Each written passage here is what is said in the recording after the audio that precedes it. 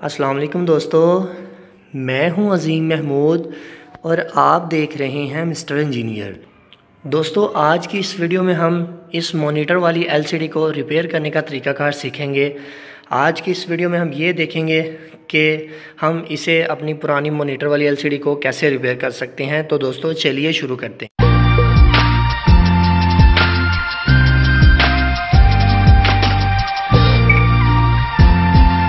जी तो दोस्तों, जैसा कि आप लोग ये देख सकते हैं, इस वक्त मेरे पास एक 19 इंच की एलसीडी पड़ी हुई है।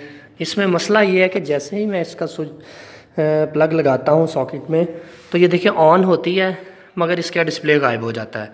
तो आज की इस वीडियो में हम इसे रिपेयर करने का तरीकाकार सीखेंगे कि आया हम इसे कैसे ठीक कर सकते हैं। तो चलें शुरू करते हैं।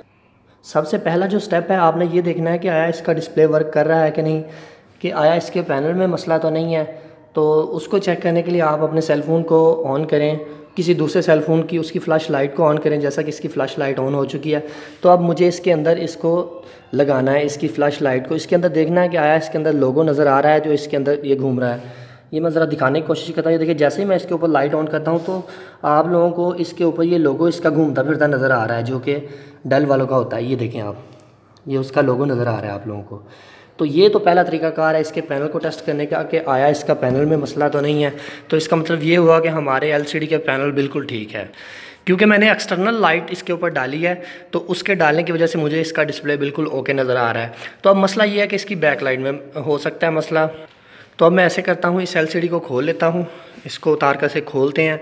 इसके खोलने का तरीकाकार मैं शेयर कर चुका हूँ, आप उस वीडियो को ज़रूर देखिएगा। तो इसे मैं बड़ी ही प्यार से इसे खोल लेता हूँ और फिर देखते हैं इसके अंदर क्या मसला हो सकता है। वेल जी दोस्तों, हमने एलसीडी के फ्रेम को उतार लिया है। तो यहाँ पर मैंने इसलिए इसको ज़रूरी समझा कि ताकि आप लोगों को इसके बारे में मुकम्मल पता चल सके कि आपने कौन कौन सी स्क्रूज़ को खोलना है और कौन कौन से स्क्रूज़ को आपने नहीं खोलना।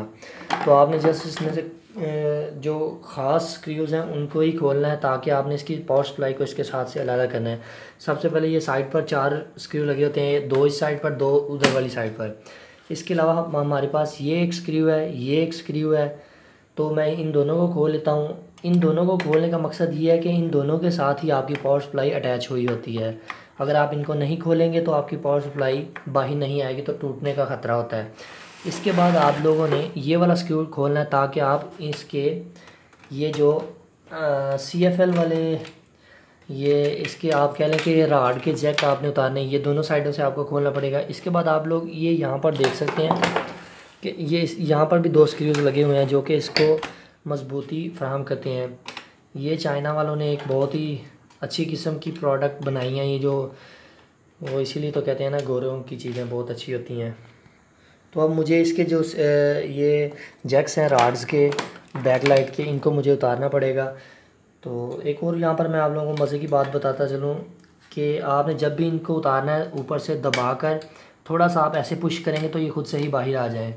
तो मज़े की बात यह है कि जब ये नई एलसीडी आई थी 19 इंच की, तो इसका रेट 9,000 रुपये था। जब ये नई लॉन्च हुई थी, पाकिस्तान में आना शुरू हुई थी, तो ये 9,000 रुपये की एलसीडी थी, जो कि काफ़ी ज़्यादा रकम थी। मगर अब इसकी प्राइस बहुत कम हो चुकी है, जो कि 2 से 3,000 रुपये है। अब जी हमने इस CFL को भी उतार दिया है और अब लास्ट पर बारी आती है इस जैक्स को उतारना है। आपने बड़े ही प्यार के साथ इसको थोड़ा सा पीछे खींचना है। यहाँ पर इसके लॉक्स बने होते हैं, आपने इनको दबाना है और पीछे की तरफ धकेल देना है। तो इस तरह से ये भी उतर जाएंगे। तो अब मैं ज़रा इसको खोल लेता हूँ, इसका पैनल निकाल कर साइड पर रख देता हूँ और पावर सप्लाई को देखते हैं। वेल जी, तो ये है हमारी पावर सप्लाई। हमने इस पावर सप्लाई को उतारना है। तो यहाँ पर मैं आप लोगों को यही रिकमेंड करूँगा कि आप जब भी इस एलसीडी को खोलें, बड़े ही प्यार के साथ खोलें, इसके साथ ज़ोर आजमाई ना करें और थोड़ा सा अकल का इस्तेमाल करें, तो इंशाल्लाह नुकसान से बच जाएंगे। तो आपको इन सभी स्क्रूज़ को खोलना पड़ेगा, जो ये मैं खोल रहा हूँ। अगर तो आपकी डेल की एलसीडी है, तो कोई भी एलसीडी हो, उसके ऊपर तकरीबन इतने ही स्क्रूज़ लगे होते हैं। कुछ एलसीडीज़ होती हैं वो बहुत ही सिंपल तरीके से खुल जाती हैं। तो मैंने इसको भी अब खोल लिया है। बाकी सारे जो मैंने आपको पहले बताए थे वो भी मैंने खोल लिए। तो अब मैं इसकी सप्लाई को बड़े ही प्यार के साथ इसे उठा लेता हूँ। जैसे ही आप इसे थोड़ा सा ऊपर उठाकर हिलाएंगे तो ये बाहर की तरफ आ जाएगी। वेल जी, ये है हमारी पावर सप्लाई। तो अब हमें इसमें देखना है कि क्या मसला है। मैं ज़रा आप लोगों को थोड़ा सा यहाँ पर दिखाना चाहता हूँ कि इसके जो कैपेसिटर्स हैं, जो कि मैं पहले भी अपनी वीडियोज़ में बताता रहता हूँ कि एलसीडीज़ में तकरीबन 90% फॉल्ट इसके कैपेसिटर्स के भूल जाने की वजह से आता है। तो मैं यहाँ पर आप लोगों को मार्क करके बताता रहता हूँ कि कौन सा जो कैपेसिटर वीक है ये देखें ये फूला हुआ है, इसका जो ये ऊपर से शेप है ये फूली हुई है, ये वाला फूला हुआ है, ये और ये टोटल 5 कैपेसिटर्स हैं। ज़रा मैं आप लोगों को जूम करके दिखाने की कोशिश करता हूँ। ये आप लोग देख सकते हैं कि ये पाँचों के पाँचों ही थोड़े से ऊपर उभरे हुए हैं।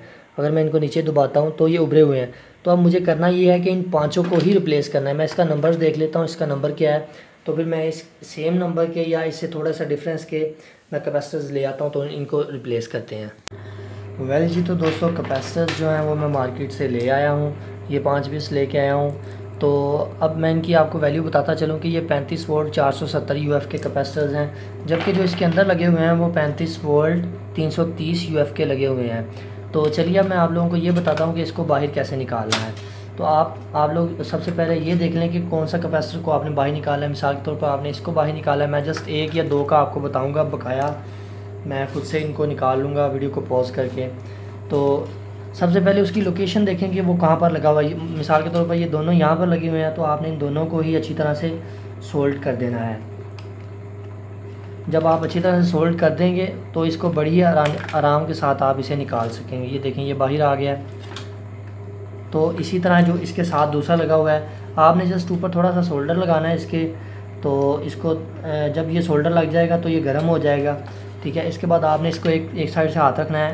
पहले जिस टांग के ऊपर आपने सोल्डर लगाना है उसको थोड़ा सा उधर खींचना है, फिर दूसरी को आपने खींचना है, ठीक है। ये आपके सामने कैपेसिटर आ गया 35 वोल्ट 330 यूएफ का। तो जो इनके सुराख हैं, जो इनके पॉइंट्स हैं, उनको आप काविये के साथ बड़ी आसानी के साथ इस तरह से बना सकते हैं।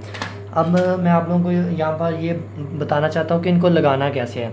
जिस तरह से आपने इनको निकालना है वैसे ही लगाना है इसको, क्योंकि ये पोलराइज कैपेसिटर, इनकी पोलैरिटी होती है, इनके माइनस और प्लस होते हैं। तो यहाँ पर मैं आप लोगों को बताता चलूँ कि ये जो इसकी बड़ी लेग है या इसका बड़ा पॉइंट है, टर्मिनल है, इसे हम पॉजिटिव टर्मिनल कहते हैं, जबकि जिसके ऊपर ये लाइंस लगी हुई हैं और ये छोटा टर्मिनल इसका नेगेटिव टर्मिनल होता है। अगर हम पीसीबी बोर्ड की बात करें तो यहाँ पर भी आप लोग ये देख सकते हैं, यहाँ पर नेगेटिव के लिए आपको ब्लैक निशान देखने को मिलता है, यहाँ पर भी ब्लैक निशान देखने को मिलता है। तो आपने जो बड़ी साइड है वो पॉजिटिव की तरफ रखनी है और छोटी साइड आपने नेगेटिव की तरफ रखनी है। इनके निशान की तरफ निशान आना चाहिए और आपने इसको सोल्ड कर देना है। पहले एक लेग को इस तरह से टेढ़ा कर दें ताकि कैपेसिटर को आपको पकड़ना ना पड़े। इसके बाद आप इसको सोल्ड कर दें। सोल्ड करने के बाद आप इसकी पोजीशन को दोबारा से देख लें ताकि ये बिल्कुल सीधा लगे। थोड़ा सा नीचे दबा के रखें, ये अपनी पोजीशन के ऊपर सेट हो जाएगा, ठीक है। और अब इसको काट दें। तो ये तो तरीक़ाकार है कि इस कैपेसिटर को कैसे लगाया जाता है। तो मैं वीडियो को पॉज कर लेता हूँ और जितने भी कैपेसिटर्स हैं, ये जो हमारे पास 5 कैपेसिटर, मैं इनको जल्दी के साथ रिप्लेस कर देता हूँ, फिर देखते हैं क्या रिज़ल्ट हमें मिलता है।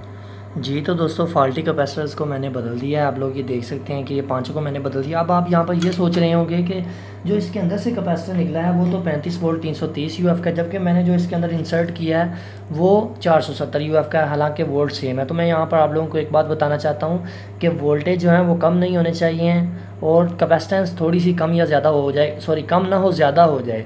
यहाँ पर मैंने 470 इसलिए लगाया है क्योंकि मैं भी हो सकता है ये जो 60 वाले कोई दूसरे 1-2 कैपेसिटर इनमें से कोई अगर वीक हुआ तो ये उसकी कैपेसिटेंस को पूरा कर देगा। इस वजह से मैंने 470 का लगाया है। यहाँ पर आप 1000 यूएफ का भी लगा सकते हैं, मगर वोल्टेज का ख्याल रखें।